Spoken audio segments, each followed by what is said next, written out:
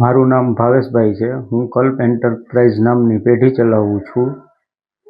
આજથી આશરે 5 થી 6 મહિના પહેલાં મને જીએસટી તરફથી નોટિસ મળેલી. નોટિસ મળતા મેં પ્રકાશભાઈનો સંપર્ક કરેલો. સંપર્કમાં મને એવું કહેવામાં આવ્યું કે તમારે 60 થી 70 લાખ રૂપિયાનો વ્યવસ્થા કરવી જોશે, તો હું પેઢી ચાલુ કરાવી દઈશ.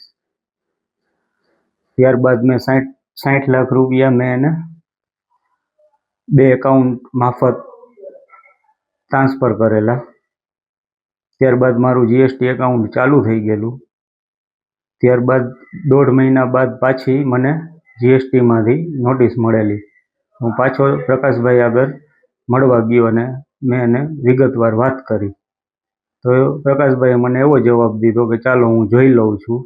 ત્યારબાદ હું જીએસટી ઓફિસે ગયો, તો જીએસટી ઓફિસેથી મને એવું જાણવા મળ્યું કે મેં જે 60 લાખ રૂપિયા આપેલા હતા પ્રકાશભાઈને એ જીએસટીમાં જમા થયેલ નથી. બીજી વાર મળવા ગયો અને ત્યારે મારી યારે ઉગ્ર બોલાચાલી કરી અને મને એમ કીધું કે તમે પૈસા ભૂલી જાઓ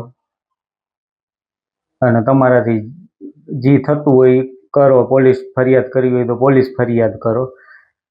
ત્યારબાદ હું પોલીસનો મેં સંપર્ક કર્યો અને પોલીસ સ્ટેશને મેં ફરિયાદ દાખલ કરી અને મને હવે એવી અપેક્ષા છે કે મને પોલીસ ન્યાય આપે. આમ આદમી પાર્ટીમાં નેતા છે, સૌરાષ્ટ્ર ઝોનના કન્વીનર કે એ કંઈક છે.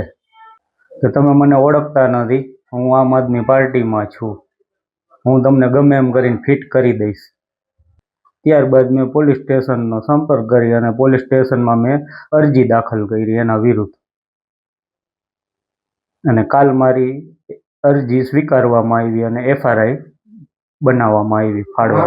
પોલીસ પાસે હું એક જ આશા રાખું છું, મને ન્યાય આપે. આવું તો એને જામનગર ઉદ્યોગમાં અનેક પેઢીઓ હારે આવી ચીટિંગ કરેલી છે, જે કોઈ સામે આવતા નથી. હું હિંમત રાખીને આગળ આવીને મેં પોલીસ ફરિયાદ કરેલ છે અને જે કોઈ એમની સામે થાય છે તો એનો રૂવાબ બતાવે છે કે અમે તમને ખોટી રીતે ફિટ કરી દેશી.